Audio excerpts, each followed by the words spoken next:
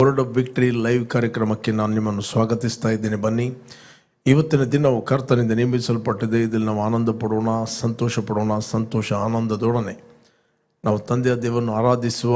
ನೀವು ಫೇಸ್ಬುಕ್ಕಲ್ಲಿ ವಾಚ್ ಮಾಡ್ಬೋದು, ಯೂಟ್ಯೂಬಲ್ಲಿ ಕೂಡ ವಾಚ್ ಮಾಡ್ಬೋದು. ಬನ್ನಿ, ನಾವು ಒಟ್ಟಾಗಿ ಆರಾಧನೆ ಮಾಡಿ ದೇವರ ವಾಕ್ಯವನ್ನು ಈ ಸಂಜೆ ವೇಳೆಯಲ್ಲಿ ನಾವು ಧ್ಯಾನ ಮಾಡುವ. ನಮ್ಮೊಟ್ಟಿಗೆ ಸಿಸ್ಟರ್ ರೋಶ್ನಿ ಇದ್ದಾರೆ, ಅವರು ನಮ್ಮನ್ನು ಆರಾಧನೆ ನಡೆಸ್ತಾರೆ.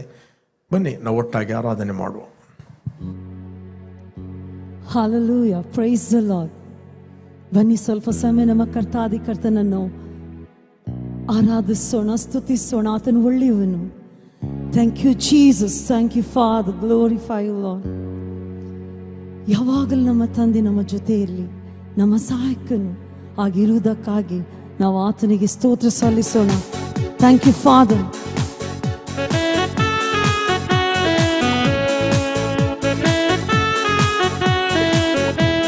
We praise you, Lord.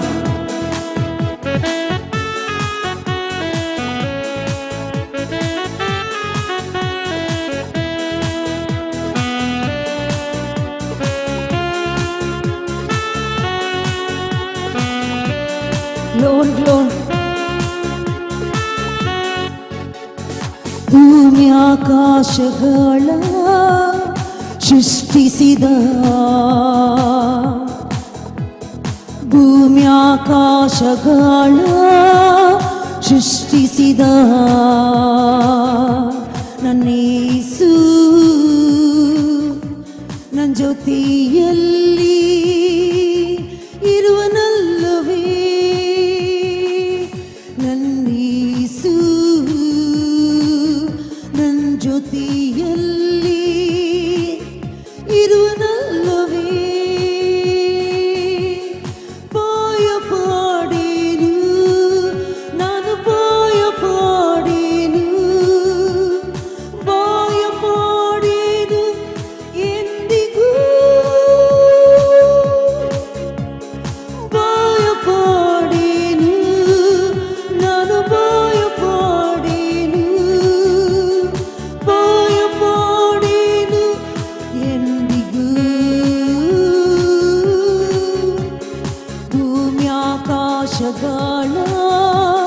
ಸೃಷ್ಟಿಸಿದ,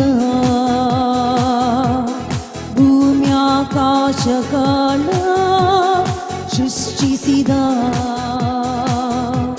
ನನ್ನ ಯೇಸು ನನ್ನ ಜೊತೆಯಲ್ಲಿ ಇರುವನಲ್ಲವೇ. ನನ್ನ ಯೇಸು ನನ್ನ ಜೊತೆಯಲ್ಲಿ ಇರುವನಲ್ಲವೇ. ನನ್ನ ತಂದೆಯು ನನ್ನ ಜೊತೆಯಲ್ಲಿ ಇರುವನಲ್ಲವೇ. ಭಯಪಡೆನು ನಾನು, ಭಯಪಡೆನು, ಭಯಪಡೆನು ಎಂದಿಗೂ.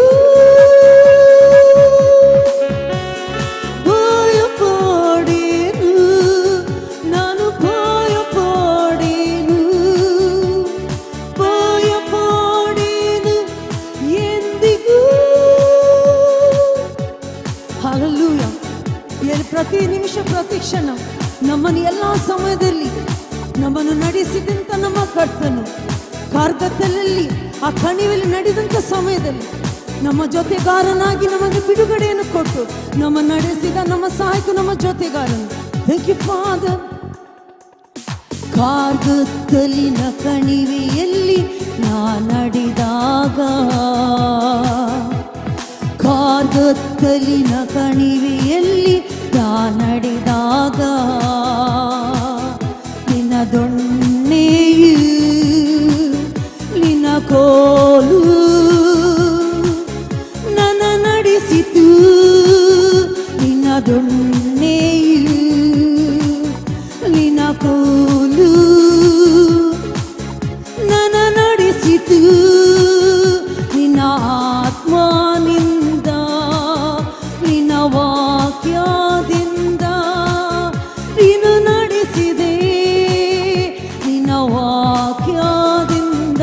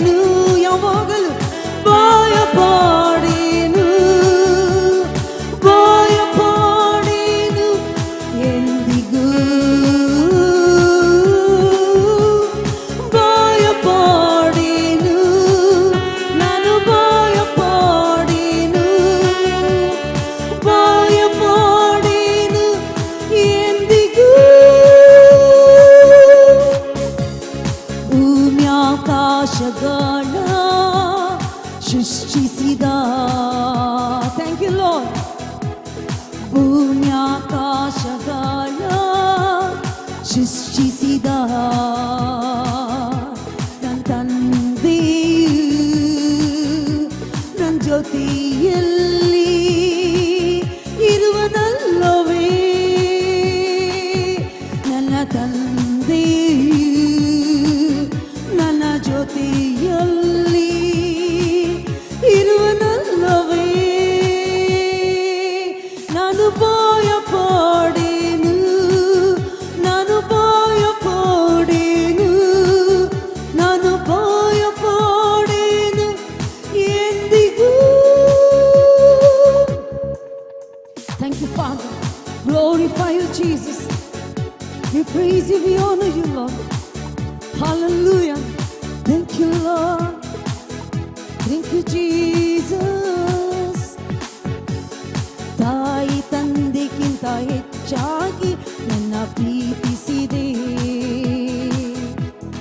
ತಾಯಿ ತಂದೆಗಿಂತ ಅಧಿಕವಾಗಿ ನಿನ್ನ ಪ್ರೀತಿಸಿದೆ.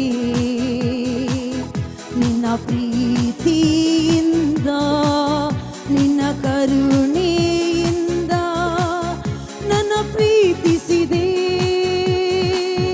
ನಿನ್ನ ಪ್ರೀತಿಯಿಂದ, ನಿನ್ನ ಕರುಣೆಯಿಂದ ನನ್ನ ನಡೆಸಿದೆ. ನಾನು ಭಯಪಡೆನು, ನಾನು ಭಯಪಡೆನು, ನಾನು ಭಯಪಡೆನು ಎಂದಿಗೂ. ಭಯಪಡೆನು, ಭಯಪಡೆನು, ನಾನು ಭಯಪಡೆನು ಎಂದಿಗೂ. ಕರ್ತನು ನಮ್ಮ ಜೊತೆಯಲ್ಲಿರುವಾಗ ಭಯಪಡೆನು, ನಾನು ಭಯಪಡೆನು, ನಾನು ಭಯಪಡೆನು ಎಂದಿಗೂ. Hallelujah. Thank you, Father. ಭಯಪಡೆನು, ನಾನು ಭಯಪಡೆನು, ಭಯಪಡೆನು ಎಂದಿಗೂ. ನಾನು ಭಯಪಡೆನು, ನಾನು ಭಯಪಡೆನು, ನಾನು ನಾನು ಭಯಪಡೆನು ಎಂದಿಗೂ.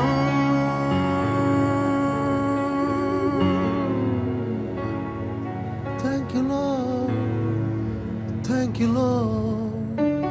We magnify your name. Glory, glory. Worship you, Lord. Worship you, Lord. We give praise, Lord. We exalt your name, O Lord. We exalt your name. Exalt your name.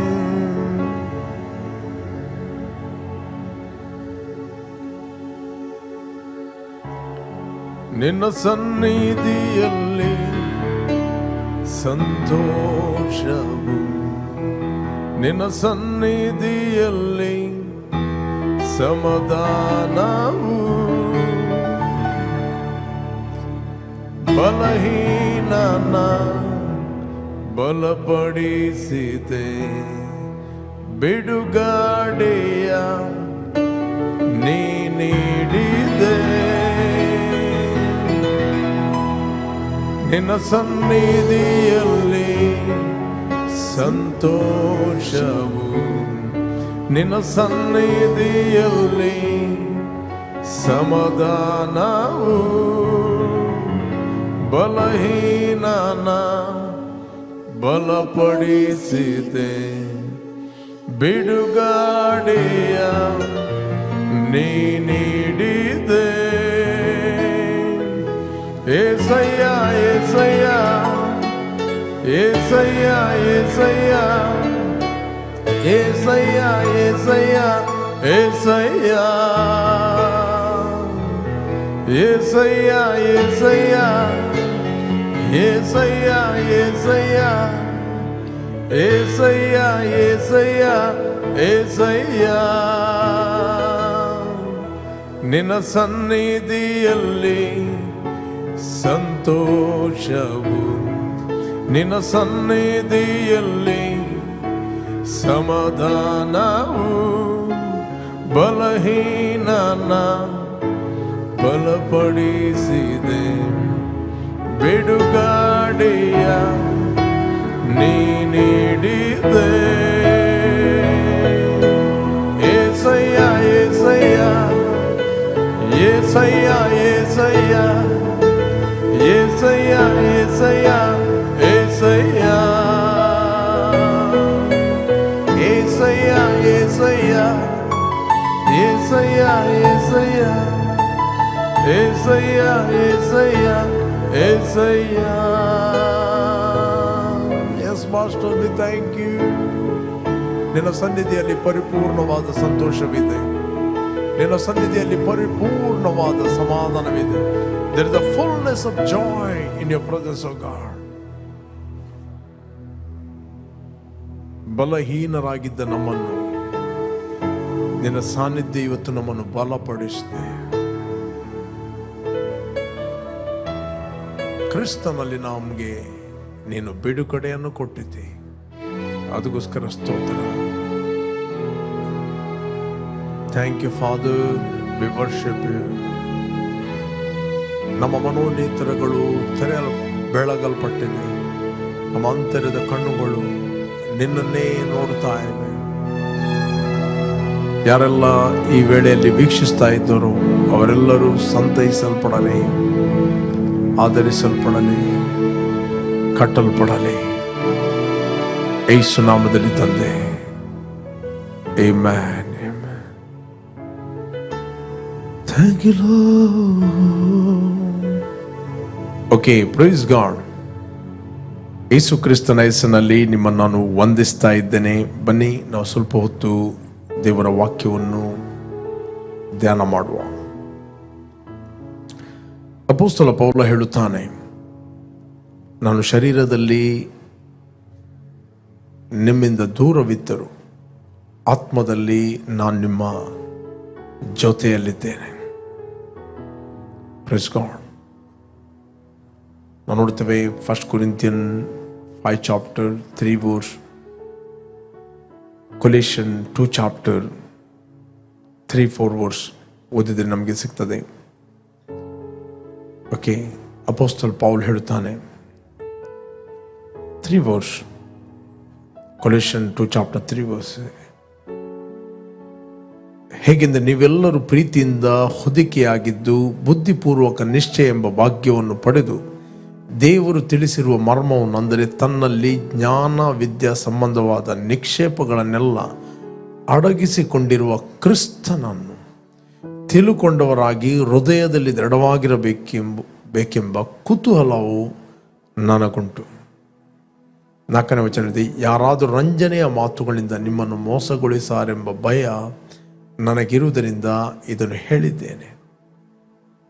ನಾನು ಶರೀರದಿಂದ ನಿಮ್ಮ ಬಳಿಯಲ್ಲಿ ಇಲ್ಲದಿದ್ದರೂ ಆತ್ಮದಿಂದ ನಿಮ್ಮೊಂದಿಗಿದ್ದು ನೀವು ಕ್ರಮವಾಗಿ ನಡೆಯುವುದನ್ನು, ಕ್ರಿಸ್ತ ನಂಬಿಕೆಯಲ್ಲಿ ದೃಢವಾಗಿ ನಿಂತಿರುವುದನ್ನು ನೋಡಿ ಸಂತೋಷ ಪಡುತ್ತೇನೆ. For though I am absent in the flesh, yet I am with you in spirit, rejoicing to see your good order and the steadfastness of your faith in Christ. Faith in Christ, ಕ್ರಿಸ್ತನಲ್ಲಿ.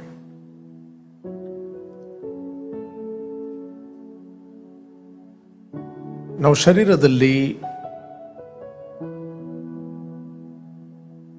Different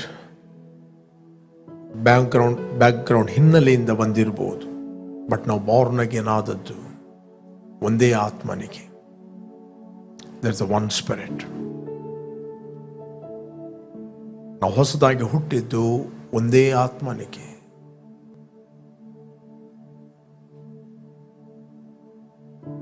ಅಂತರ ಇರುವಂಥದ್ದು ಅದು ಶಾರೀರಿಕ ರಲ್ಮಲ್ಲಿ ಮಾತ್ರ, but ಆತ್ಮಿಕ ರಲ್ಮಲ್ಲಿ ಅಂತರ ಮತ್ತು ಸಮಯ ಇಲ್ಲ.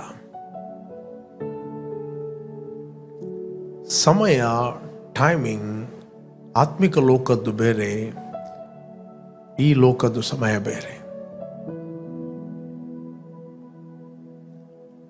ಈ ಲೋಕದ ಸಮಯ ನಮಗೆ ಕ್ಯಾಲ್ಕುಲೇಷನ್ ಆಗ್ತದೆ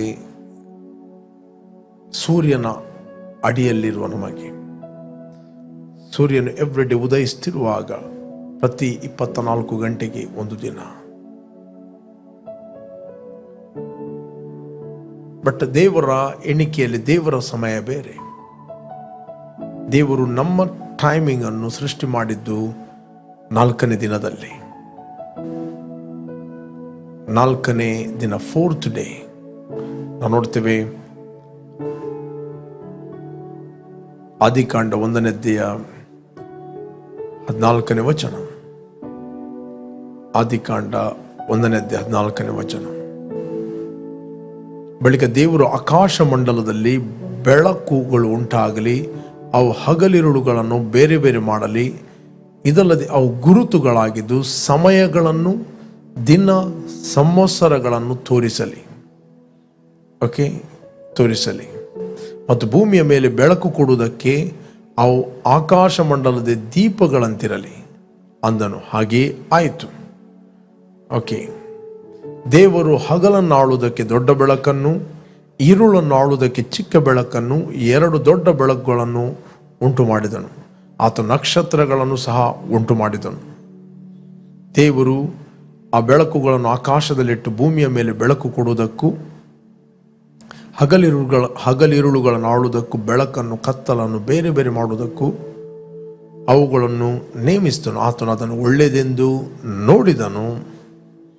ಹೀಗೆ ಸಾಯಂಕಾಲವು ಪ್ರಾತಃ ಕಾಲವು ಆಗಿ 4ನೆಯ ದಿನವಾಯಿತು. 4th day. ಇದು ದೇವರ 4th ಡೇ. Praise God. ಇದು ದೇವರ 4th ಡೇ. ದೇವರು 4ನೇ ದಿನದಲ್ಲಿ ಸಮಯ, ವರ್ಷಗಳನ್ನು, ವಾರಗಳನ್ನು ಲೆಕ್ಕಿಸುವುದಕ್ಕೆ ದೇವರು ನಕ್ಷತ್ರಗಳು, ಇವತ್ತು ಕೆಲವರು ನಕ್ಷತ್ರಗಳನ್ನು ನೋಡಿ ಟೈಮಿಂಗ್, ಕ್ಯಾಲ್ಕುಲೇಷನ್ ಎಲ್ಲ ಹೇಳುತ್ತಾರೆ. ಓಕೆ, ಬಟ್ ಇದನ್ನು ದೇವರು ಸೃಷ್ಟಿ ಮಾಡಿದ್ದು ದೇವರ 4ನೇ ದಿನದಲ್ಲಿ, ದ 4th ಡೇ ನಾವು ನೋಡ್ತೇವೆ. ದೇವರು ನಮಗೆ ಈ ಶರೀರವನ್ನು ಕೊಟ್ಟಿದ್ದಾನೆ. ನಾವು ಶರೀರದಲ್ಲಿ ಇರುವ ನಾವು ಈ ಟೈಮಿಂಗ್ನ ಅಡಿಯಲ್ಲಿ ನಾವಿದ್ದೇವೆ. Praise God. ಬಟ್ ದೇವರು ಸಮಯದ ಕಂಟ್ರೋಲ್ ಇಲ್ಲ. ದೇವರು ಸಮಯವನ್ನು ಕಂಟ್ರೋಲ್ ಮಾಡುವನಾಗಿದ್ದಾನೆ. Our God is God of controlling the time. Praise God. ನೀವನಿಸ್ಬೋದು, ನನ್ನ ಸಮಯ ವ್ಯರ್ಥವಾಗಿದೆ, ನನ್ನ ಸಮಯ ವೇಸ್ಟ್ ಆಗಿದೆ, ನಾನು ಅನೇಕ ಸಂಗತಿಗಳನ್ನು ಕಳಕೊಂಡಿದ್ದೇನೆ. ನಮ್ಮ ದೇವರು ನಿಮ್ಮ ಏನು ಕಳಕೊಂಡಿದ್ದಿ, ದುಷ್ಟನು ಏನು ಕದ್ದುಕೊಂಡು ಹೋಗಿದ್ದಾನೆ, ಆ ಟೈಮಿಂಗ್ ಅನ್ನು ರೆಸ್ಟೋರ್ ಮಾಡುವ ಆತನಾಗಿದ್ದಾನೆ. ಯೋವೇಲ್ನ ಗ್ರಂಥದಲ್ಲಿ ನಾವು ಓದಿದ್ರೆ ನಮಗೆ ಸಿಗ್ತದೆ 2 chapter 4 verse. ಯೋವೇಲ್ನ ಗ್ರಂಥ 2 chapter 4 verse ಓದಿದ್ರೆ ನಮಗೆ ಸಿಗ್ತದೆ. ಮುಂದೆ ನಾವು ಓದುವ ಮುಂದೆ. ಓಕೆ, ಯೋವೇಲ್ನ ಗ್ರಂಥ 2 chapter 25. ಓಕೆ, ಗುಂಪು ಮಿಡತೆ, ಸಣ್ಣ ಮಿಡತೆ, ದೊಡ್ಡ ಮಿಡತೆ, ಚೂರು ಮಿಡತೆ ಅಂತೂ ನಾನು ನಿಮ್ಮ ಮೇಲೆ ಕಳುಹಿಸಿದ ನನ್ನ ದೊಡ್ಡ ದಂಡು ತಿಂದು ಬಿಟ್ಟ ವರುಷಗಳನ್ನು ನಾನು ನಿಮಗೆ ಕಟ್ಟಿಕೊಡುವೆನು. ಓಕೆ, ನಾವು ಇಂಗ್ಲಿಷ್ನಲ್ಲಿ ಓದುವ 25ನೇ ವಚನ. So I will restore to you the years, the important. Okay, I will restore to the years that the swarming locust has eaten. Okay, ಗುಂಪು ಮಿಡತೆ, ಸಣ್ಣ ಮಿಡತೆ, ದೊಡ್ಡ ಮಿಡತೆ, ಚೂರು ಮಿಡತೆ ಅಂತೂ ನಾನು ನಿಮ್ಮ ಮೇಲೆ ಕಳಿಸ್ತಾನ ದೊಡ್ಡ ದಂಡು ತಿಂದುಬಿಟ್ಟ ವರ್ಷಗಳನ್ನು ನಾನು ನಿಮಗೆ ಕಟ್ಟಿಕೊಡುವೆನು. I will restore the years. ತಿಂದುಬಿಟ್ಟ ವರ್ಷಗಳನ್ನು ನಾನು ನಿಮಗೆ ಕಟ್ಟಿಕೊಡುವೆನು. ಯೋವೇಲ್ನ ಗ್ರಂಥ 2 chapter 25 verse. ಓಕೆ, ನಮ್ಮ ದೇವರು ನೀವು ಏನು ಕಳಕೊಂಡಿದ್ದೀರಿ, ಏನು ನೀವು ಲೂಸ್ ಮಾಡಿದ್ದೀರಿ, ದೇವರು ಅದನ್ನು ಕೂಡಿಸಿ ಕೊಡುವ ಆತನಾಗಿದ್ದಾನೆ, ರೆಸ್ಟೋರ್ ಮಾಡುವನಾಗಿದ್ದಾನೆ. ಅದಕ್ಕೋಸ್ಕರ ಕುಗ್ಗಿ ಹೋಗಬೇಡ್ರಿ, ನನ್ನ ಸಮಯ 1 year ವೇಸ್ಟ್ ಆಯಿತು. ದೇವರು ಯಾರ ಹತ್ರ ಮಾತಾಡ್ತಾ ಇದ್ದಾನೆ, ನನಗೆ ಯಾರೋ 1 ವರ್ಷ ವೇಸ್ಟ್ ಆಯಿತು, ಅಥವಾ ನನ್ನ 5 ವರ್ಷ ವೇಸ್ಟ್ ಆಯಿತು, ನನ್ನ ಸಮಯವನ್ನು ವೇಸ್ಟ್ ಮಾಡಿದೆ. ನೀನು ಏನು ವೇಸ್ಟ್ ಮಾಡಿದ್ದಿ? ದೇವರು ಆ ಸಂಗತಿಗಳನ್ನು ರೆಸ್ಟೋರ್ ಮಾಡ್ತಾನೆ. ಮಾತ್ರ ಅಲ್ಲ, ನಿನ್ನ ಸಮಯವನ್ನು ಕೂಡ ಆತನು ರೆಸ್ಟೋರ್ ಮಾಡುತ್ತಾನೆ. ನೀನು 5 ವರ್ಷದಲ್ಲಿ ಮಾಡದ ಸಂಗತಿಯನ್ನು ನೀನು 5 ತಿಂಗಳಲ್ಲಿ ಮಾಡಲು ದೇವರು ನಿನಗೆ ಸಾಮರ್ಥ್ಯವನ್ನು ಕೊಡುತ್ತಾನೆ. If you trust in God. ಸಮಯ ಮತ್ತು ಅಂತರ ಇರುವಂಥದ್ದು ಈ ರಲ್ಮಿಗೆ ಮಾತ್ರ. ಬಟ್ ದೇವರು ನಿನ್ನ ಸಮಯವನ್ನು ಕೂಡ ಆತನು ರೆಸ್ಟೋರ್ ಮಾಡುತ್ತಾನೆ. ಯಾಕಂದರೆ ನಾವು ಬಾರ್ನ್ ಅಗೇನ್ ಆಗಿ ಹುಟ್ಟಿದ್ದು ಟೈಮ್ ಈ ರಲ್ಮ್ನಿಂದ, ಟೈಮ್ಲೆಸ್ ರಲ್ಮಲ್ಲಿ ನಾವು ಹುಟ್ಟಿದ್ದೇವೆ. ಟೈಮ್ಲೆಸ್ ರಲ್ಮಲ್ಲಿ ನಾವು ಹುಟ್ಟಿದ್ದೇವೆ.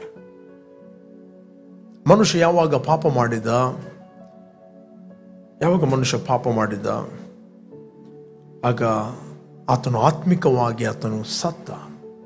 ಆತ್ಮಿಕವಾಗಿ ಆತನು ದೇವರ ಸಂಪರ್ಕವನ್ನು ಕಳಕೊಂಡ ನಾವು ನೋಡ್ತೇವೆ. ಅದಕ್ಕೋಸ್ಕರ ಆತನು ಟೈಮಿಂಗ್ನ ಅಂಡರಲ್ಲಿ ಜೀವಿಸಿದ ನಾವು ನೋಡ್ತೇವೆ. ಅದಕ್ಕೆ ಅಪೊಸ್ತಲ ಪೌಲ್ ಹೇಳ್ತಾನೆ 2 chapter 16 verse ಕೊಲೇಸ್ಯರಿಗೆ ಬರೆದ 2ನೇ ಅಧ್ಯಾಯ 14ನೇ ವಚನ.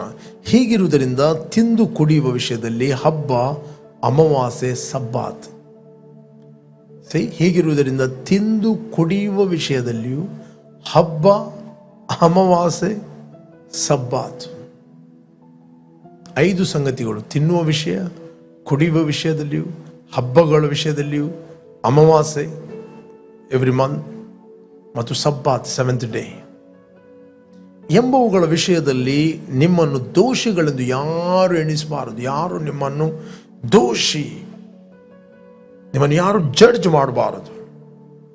ಅಪೊಸ್ತಲ ಪೌಲ ಹೇಳ್ತಾನೆ. 17ನೇ ವಚನ ಹೇಳ್ತಾನೆ, ಇವುಗಳ ನಿಜ ಸ್ವರೂಪನು ಕ್ರಿಸ್ತನು. ಇವು ಮುಂದೆ ಬರಬೇಕಾಗಿದ್ದ ಕಾರ್ಯಗಳ ಛಾಯೆಯಾಗಿವೆ. ಇವುಗಳ ನಿಜ ಸ್ವರೂಪವು ಕ್ರಿಸ್ತನು. ಇವತ್ತು ನೀವು ಕ್ರಿಸ್ತನಲ್ಲಿ ಇದ್ದೀರಿ. ನಿಮ್ಮ ಹ್ಯೂಮನ್ ಸ್ಪಿರಿಟ್ ಆತನು ಕ್ರಿಸ್ತನಲ್ಲಿದ್ದಾನೆ. Praise God. ಯೇಸುವನ್ನು ರಕ್ಷಕನ ಒಡೆಯನೆಂದು ಅಂಗೀಕಾರ ಮಾಡಿದ ನಾವು ದೇವರಿಗೆ ನಾವು ಹುಟ್ಟಿದ್ದೇವೆ. ನೀವು ಆಲ್ರೆಡಿ ಬಾರ್ನ್ ಅಗೇನ್ ಆಗಿದ್ದೀರಿ. ನೀವು ಆಲ್ರೆಡಿ ಕ್ರಿಸ್ತನಲ್ಲಿ ದೇವರ ಮಕ್ಕಳಾಗಿದ್ದೀರಿ. ಯೇಸು ಕ್ರಿಸ್ತನು ಕಲ್ವಾರಿ ಕ್ರೂಜೆಯಲ್ಲಿ ನಮಗೋಸ್ಕರ ಬಾಧೆಯನ್ನು ಅನುಭವಿಸಿದ. ಆತನು ಹೂಣಲ್ಪಟ್ಟ 3ನೇ ದಿನ ಪುನರುತ್ಥಾನ. ಇವತ್ತು ನಾವು ಹೊಸದಾಗಿ ಹುಟ್ಟಿದ್ದೇವೆ. ಅದಕ್ಕೆ ಅಪೊಸ್ತಲ ಪೌಲ ಹೇಳುತ್ತಾನೆ, ಎಫೆಸಿಯನ್ 4 chapter 8 verse, ಎಫೆಸಿಯರಿಗೆ ಬರೆದ 4ನೇ ಅಧ್ಯಾಯ 8ನೇ ವಚನ. ಆದ್ದರಿಂದ ಗಲಾತ್ಯರಿಗೆ ಬರೆದ 4ನೇ ಅಧ್ಯಾಯ 8ನೇ ವಚನ. ಗಲಾತ್ಯ 4ನೇ ಅಧ್ಯಾಯ 8ನೇ ವಚನ. ಪೂರ್ವಕಾಲದಲ್ಲಿ, ಅಂದರೆ ಬಾರ್ನ್ ಅಗೇನ್ ಆಗುವ ಮುಂಚೆ, ನೀವು ದೇವರ ಜ್ಞಾನವಿಲ್ಲದವರಾಗಿ ದೇವರಲ್ಲದವುಗಳಿಗೆ ಅಧೀನರಾಗಿದ್ದೀರಿ. Okay, next. ಈಗಲಾದರೂ ನೀವು ದೇವರನ್ನು ತಿಳುಕೊಂಡಿದ್ದೀರಿ. ಸರಿಯಾಗಿ ಹೇಳಬೇಕಾದರೆ ದೇವರು ನಿಮ್ಮನ್ನು ತಿಳ್ಕೊಂಡಿದ್ದಾನೆ. What A word. ಈಗಲಾದರೂ ನೀವು ದೇವರನ್ನು ತಿಳ್ಕೊಂಡಿದ್ದೀರಿ. ಸರಿಯಾಗಿ ಹೇಳಬೇಕಾದರೆ ದೇವರು ನಿಮ್ಮನ್ನು ತಿಳ್ಕೊಂಡಿದ್ದಾನೆ. ಹೀಗಿರಲಾಗಿ ನೀವು ಕೆಲಸಕ್ಕೆ ಬಾರದ ದಾರಿದ್ರ್ಯ ಬಾಲಬೋಧೆಗೆ ಮತ್ತು ಅಧೀನರಾಗಬೇಕೆಂದು ಅಪೇಕ್ಷಿಸಿ ಪುನಃ ಅದಕ್ಕೆ ತಿರುಗಿಕೊಳ್ಳುವುದು ಹೇಗೆ? ಓಕೆ, ನೀವು ಆಯಾ ದಿನಗಳನ್ನು, ಮಾಸಗಳನ್ನು, ಉತ್ಸವ ಕಾಲಗಳನ್ನು, ಸಂವತ್ಸರಗಳನ್ನು ನಿಷ್ಠೆಯಿಂದ ಆಚರಿಸ್ತೀರಿ. ಆಚರಿಸ್ಬೋದು, ಆಚರಿಸ್ತಿರ್ಬೋದು. ಓಕೆ, ನಾನು ನಿಮಗೋಸ್ಕರ ಪ್ರಯಾಸ ಪಟ್ಟದ್ದು ನಿಷ್ಫಲವಾಯಿತು ಏನೋ ಎಂದು ನಿಮ್ಮ ವಿಷಯದಲ್ಲಿ ಭಯಪಡುತ್ತೇನೆ. ಸಹೋದರರೇ, ನಾನು ನಿಮ್ಮ ಹಾಗೆ, ಆದ್ದರಿಂದ ನೀವು ನನ್ನ ಹಾಗೆ ಆಗಬೇಕೆಂದು ನಿಮ್ಮನ್ನು ಬೇಡಿಕೊಳ್ಳುತ್ತೇನೆ. ನೀವು ನನಗೇನು ಅನ್ಯಾಯ ಮಾಡಲಿಲ್ಲ. ನನ್ನ ಶರೀರಕ್ಕೆ ಅಸೌಖ್ಯವಿದ್ದರಿಂದ ನಾನು ನಿಮ್ಮಲ್ಲಿದ್ದು ಮೊದಲನೇ ಸರ್ತಿ ನಿಮಗೆ ಸುವಾರ್ತೆ ಸಾರಿದ್ದನ್ನು ನೀವು ಬಲ್ಲಿರಿ. Praise God. ಇಲ್ಲಿ ನಾವು ನೋಡ್ತೇವೆ, ನೀವು ಆಯಾ ದಿನಗಳನ್ನು, ಸಂವತ್ಸರಗಳನ್ನು ನೀವು ನಿಷ್ಠೆಯಿಂದ ಆಚರಿಸ್ತೀರಿ. Praise God. ಅಂದರೆ ಆಚರಿಸ್ದಿಲ್ಲ ಅಂತ ಹೇಳಿದರೆ ಏನೋ ತಪ್ಪು ಮಾಡಿದ ಹಾಗೆ.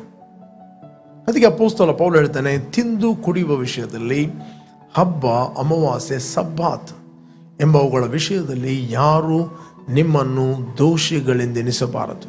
ಇವುಗಳು ಮುಂದೆ ಬರಬೇಕಾದ ಕಾರ್ಯಗಳ ಛಾಯೆಯಾಗಿದೆ. ಇದು ನೆರಳು ಆಗಿತ್ತು, ಶಾಡೋ. ಇವುಗಳ ನಿಜ ಸ್ವರೂಪನು ಕ್ರಿಸ್ತನು. ಈಗ ನೀವು ರಿಯಾಲಿಟಿಯಲ್ಲಿ ಹುಟ್ಟಿದ್ದೀರಿ, ರಿಯಾಲಿಟಿಯಲ್ಲಿ ಇದ್ದೀರಿ. You are born to the kingdom. ನೀವು ರಿಯಾಲಿಟಿಯಲ್ಲಿದ್ದೀರಿ.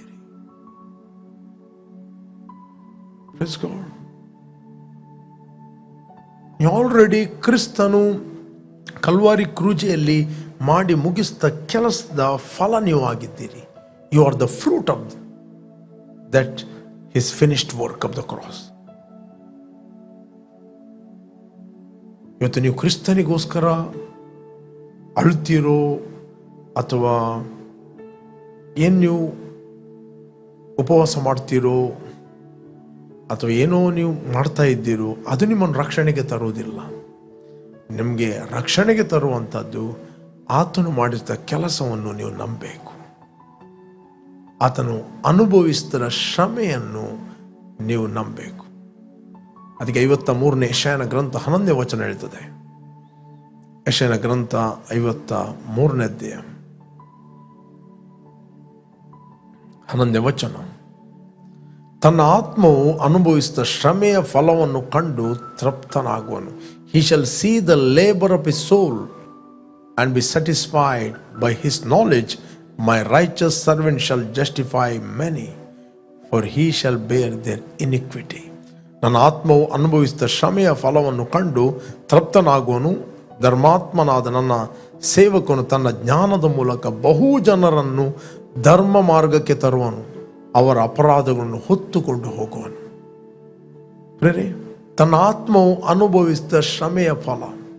ಯೇಸು ಕ್ರಿಸ್ತನು ಏನು ಕಲ್ವಾರಿ ಕ್ರೂಜೆಯಲ್ಲಿ ಶ್ರಮೆಯನ್ನು ಅನುಭವಿಸ್ತಾನೆ, ಏನು ಆತನು ರಕ್ತವನ್ನು ಸುರಿಸ್ತಾನೆ.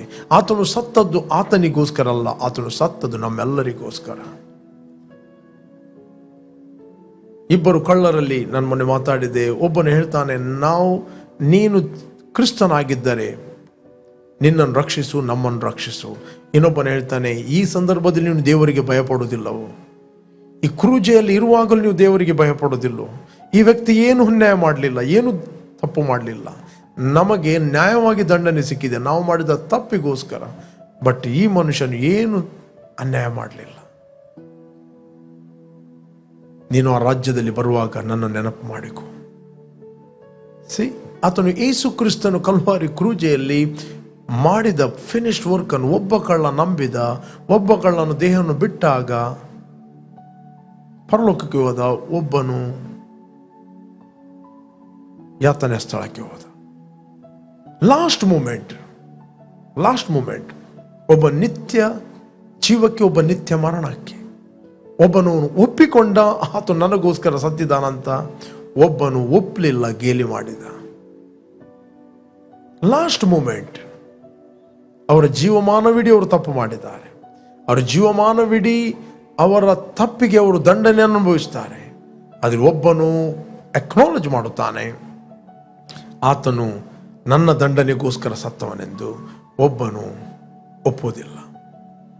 ಲಾಸ್ಟ್ ಮೂಮೆಂಟ್, ದೇಹವನ್ನು ಬಿಡುವಾಗ ಒಬ್ಬ ನಿತ್ಯ ಜೀವಕ್ಕೆ, ಒಬ್ಬ ನಿತ್ಯ ತಿರಸ್ಕಾರಕ್ಕೆ ಹೋಗ್ತಾ ಇದ್ದಾನೆ, ನಿತ್ಯ ಮರಣ. ರೈಟ್. ಇವತ್ತು ನೀವು ಯೇಸು ಕ್ರಿಸ್ತನು ಕಲ್ವಾರಿ ಕ್ರೂಜೆಯಲ್ಲಿ ಏನು ಮಾಡಿದ್ದಾನೆ, ಈ ಸ್ವಾರ್ಥಿಯನ್ನು ಒಬ್ಬ ವ್ಯಕ್ತಿಗೆ ನೀವು ಹೇಳ್ತೀರಿ, ಅವನು ಅಂಗೀಕಾರ ಮಾಡುತ್ತಾನೆ, ಆತನು ದೇವರಿಗೆ ಫಲವಾಗಿ ಹುಟ್ಟುತ್ತಾನೆ. ಅದಕ್ಕೋಸ್ಕರ ದೇವರ ವಾಕ್ಯ ಹೇಳ್ತೇವೆ, ತನ್ನ ಆತ್ಮವು ಅನುಭವಿಸಿದ ಶ್ರಮೆಯ ಫಲವನ್ನು ಕಂಡು ತೃಪ್ತನಾಗುವನು. ಇವತ್ತು ಯೇಸುವನ್ನು ತೃಪ್ತಿ ಪಡಿಸುವ ಸಂಗತಿ ಏನಂತ ಹೇಳಿದ್ರೆ, ನೀವು ಕೇವಲ ಅನ್ನ ನೀರು ಬಿಟ್ಟದ್ದರಿಂದ ಅಲ್ಲ, ಅದು ಬಿಡ್ರಿ. ಹೊಸ ಒಡಂಬಡಿಕೆ ಉಪವಾಸ ನಾವು ದೇವರಿಗೋಸ್ಕರ ಸಪ್ರೇಟ್ ಆಗಿ ನಿಲ್ಲೋದು. ನಿಮ್ಮ ಉಪವಾಸವನ್ನು ದೇವರು ಡಿನೈ ಮಾಡೋದಿಲ್ಲ. ಈ ಆನರ್ ಯು. ನಿಮ್ಮ ಪ್ರೀತಿಯನ್ನು ಆತನು ಗೌರವಿಸ್ತಾನೆ. ನಿಮ್ಮ ಉಪವಾಸವನ್ನು ಆತನು ಗೌರವಿಸ್ತಾನೆ. ನಾವು ಉಪವಾಸ ಮಾಡಿದ್ದರಿಂದ ಮೊದಲು ನಮ್ಗೆ ಗೊತ್ತಿರಬೇಕು, ದೇವರು ಬದಲಾಗೋದಿಲ್ಲ, ನಾವು ಬದಲಾಗುತ್ತೇವೆ. ಈ ಒಂದು ಅಪರ್ಚುನಿಟಿಯನ್ನು ತೆಗೆದುಕೊಂಡು ನಾವು ಆತನು ಮಾಡಿದ ಫಿನಿಶ್ಡ್ ವರ್ಕನ್ನು, ಆತನು ಕ್ರೂಜೆಯಲ್ಲಿ ಮಾಡಿದ ಫಿನಿಶ್ಡ್ ವರ್ಕನ್ನು ಒಬ್ಬನಿಗೆ ನಾವು ಹೇಳಿದರೆ, ಆತನು ಅದನ್ನು ಒಪ್ಪಿಕೊಂಡರೆ, ಆತನು ದೇವರಿಗೆ ಫಲವಾಗಿ ಹುಟ್ಟುತ್ತಾನೆ. ಆ ಫಲವನ್ನು ಕಂಡು ಆತನ ಆತ್ಮವು ಆತನು ತೃಪ್ತನಾಗುವನು. ನಾವು ಯೇಸುವನ್ನು ಸಂತೋಷಪಡಿಸ್ತೇವೆ. ಈ ಸಂದರ್ಭದಲ್ಲಿ ಯೇಸುವನ್ನು ಸಂತೋಷಪಡಿಸುವಂಥ ಒಂದೇ ಒಂದು ಸಂಗತಿ, ನಾವು ಆತನು ಮಾಡಿದ ಆ ಶ್ರಮೆ, ಆತನು ಮಾಡಿದ ಕೆಲಸ, ಆತನ ಫಿನಿಶ್ಡ್ ವರ್ಕನ್ನು ನಾವು ಒಂದು ವೇಳೆ ಇತರರಿಗೆ ಶೇರ್ ಮಾಡೋದಾದರೆ, ಒಂದು ವೇಳೆ ಆತನು ಒಪ್ಪಿದರೆ, ಆತನು ದೇವರಿಗೆ ಫಲವಾಗಿ ಹುಟ್ಟುತ್ತಾನೆ. Praise God. ಇದೇ ಆತನನ್ನು ಸಂತೋಷಪಡಿಸುವ ಸಂಗತಿ. ಅದಕ್ಕೋಸ್ಕರ ಸತ್ಯವೇದ ಹೇಳ್ತದೆ, 15ನೇ ಅಧ್ಯಾಯ 10ನೇ ವಚನ, ಲೂಕನು ಬರೆದ ಸುವಾರ್ತೆಯಲ್ಲಿ, ಒಬ್ಬ ಪಾಪಿಯು ದೇವರ ಕಡೆಗೆ ತಿರುಗಿದಾಗ ಪರಲೋಕದಲ್ಲಿ ದೇವದೂತರೊಟ್ಟಿಗೆ ಸಂತೋಷವಾಗುತ್ತದೆ. ಯೇಸು ಹೇಳಿದ 15ನೇ ಅಧ್ಯಾಯ 10ನೇ ವಚನ, ಅದರಂತೆ ಒಬ್ಬ ಪಾಪಿಯು ದೇವರ ಕಡೆಗೆ ತಿರುಗಿಕೊಳ್ಳುವ ವಿಷಯದಲ್ಲಿ ದೇವದೂತರ ಮುಂದೆ ಸಂತೋಷವಾಗುವುದೆಂದು ನಿಮಗೆ ಹೇಳುತ್ತೇನೆ ಅಂದನು. ಒಬ್ಬ ಪಾಪಿ, ಇಡೀ ಪರಲೋಕ ಸಂತೋಷಗೊಳ್ಳುತ್ತದೆ. ಒಬ್ಬ ಪಾಪಿ ದೇವರ ಕಡೆಗೆ ತಿರುಗಿದಾಗ, ಒಬ್ಬ ಪಾಪಿ ಯೇಸು ಕ್ರಿಸ್ತನು ಅವನಿಗೋಸ್ಕರ ಮಾಡಿ ಮುಗಿಸಿದ ಕೆಲಸವನ್ನು ಒಬ್ಬನು ಒಪ್ಪಿಕೊಂಡರೆ, ಹೋಲ್ ಹೆವನ್ ರಿಜಾಯ್ಸ್. ಪರಲೋಕದ ತಂದೆ ಒಬ್ಬನ ವಿಷಯದಲ್ಲಿ ಸಂತೋಷ ಪಡುತ್ತದೆ. Only one man, only one man. ಅದಕ್ಕೋಸ್ಕರ ನೀವು ಪ್ರಾರ್ಥನೆ ಮಾಡ್ರಿ. ನಾನು ನಿಮ್ಗೆ ಎನ್ಕರೇಜ್ ಮಾಡ್ತೇನೆ, ನಾವು ಯಾವಾಗಲೂ ನಮ್ಮ ಸ್ವಾಮಿಯನ್ನು ಸಂತೋಷಪಡಿಸುವರಾಗುವ, ಆತನು ಸಂತೋಷಪಡಿಸುವಂಥದ್ದು ಒಂದೇ ಒಂದು ಸಂಗತಿ, ಆತನು ಅನುಭವಿಸಿದ ಶ್ರಮೆಯ ಫಲವನ್ನು ಕಂಡು ಆತನು ಸಂತೋಷ ಪಡುತ್ತಾನೆ, ತೃಪ್ತನಾಗ್ತಾನೆ. ಸ್ಯಾಟಿಸ್ಫೈ ಅಂತ ಬೈಬಲ್ ಹೇಳ್ತದೆ.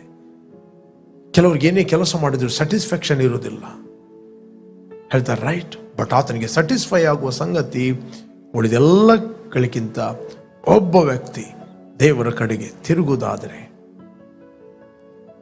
ಆತನು ಮಾಡಿ ಮುಗಿಸಿದ ಕೆಲಸ ಆತನು ಅದು ತೃಪ್ತಿಪಡಿಸ್ತದೆ. ಪ್ರೇರೆ, ಇಲ್ಲಿ ಒಂದು ಮಗು ಹುಟ್ಟಿದಾಗ ಓನ್ಲಿ ಫ್ಯಾಮಿಲಿ, ನಿಮ್ಮ ಕುಟುಂಬದವರು ಮಾತ್ರ ಸಂತೋಷ ಪಡುತ್ತಾರೆ. ದಿನಕ್ಕೆ ಎಷ್ಟೋ ಮಕ್ಕಳು ಹುಟ್ಟುತ್ತಾರೆ, ಎಷ್ಟೋ ಮಂದಿ ಗೊತ್ತಿಲ್ಲ ಯಾರು ಹುಟ್ಟುತ್ತಾರಂತ. ಬಟ್ ಕೆಲವೊಂದು ಜನರು ಅವ್ರ ರಿಲೇಟಿವ್ಸ್ಗಳು ಮಾತ್ರ ಸಂತೋಷ ಪಡುತ್ತಾರೆ. ನಿಮಗೆ ಗೊತ್ತಾ, ಒಬ್ಬ ಪಾಪಿ ದೇವರ ಕಡೆಗೆ ತಿರುಗಿದರೆ ತಂದೆಯಾದ ದೇವರು ದೂತರೊಟ್ಟಿಗೆ ಸಂತೋಷ ಪಡುತ್ತಾನೆ. Praise God. ಯೇಸು ಕ್ರಿಸ್ತನು ದ ಹೋಲ್ ಹೆವನ್ ರಿಜಾಯ್ಸ್ ಮಾಡುತ್ತದೆ. ಒಂದು ವೇಳೆ ನೀವು ಈ ಒಂದು ಜವಾಬ್ದಾರಿಯನ್ನು ತೆಗೆದುಕೊಳ್ಳುವುದಾದರೆ, ಒಬ್ಬರಿಗಾದರೂ ಯೇಸು ಕ್ರಿಸ್ತನ ಬಗ್ಗೆ ನೀವು ಹೇಳುವುದಾದರೆ, ನೀವು ಪರಲೋಕವನ್ನು ಸಂತೋಷಪಡಿಸುವರಾಗಿದೆ. ನಿಮ್ಗೆ ಗೊತ್ತಾ, ಈ ಲೋಕದ ರಾಜ್ಯರುಗಳು ಹೆರೋದನು ಏನು ಮಾಡ್ತಿದ್ದ ಅಂತ ಹೇಳಿದ್ರೆ, ತನ್ನ ಸಹೋದರ ಫಿಲಿಪ್ಪನ ಹೆಂಡತಿನ ಇಟ್ಟುಕೊಂಡಿದ್ದ.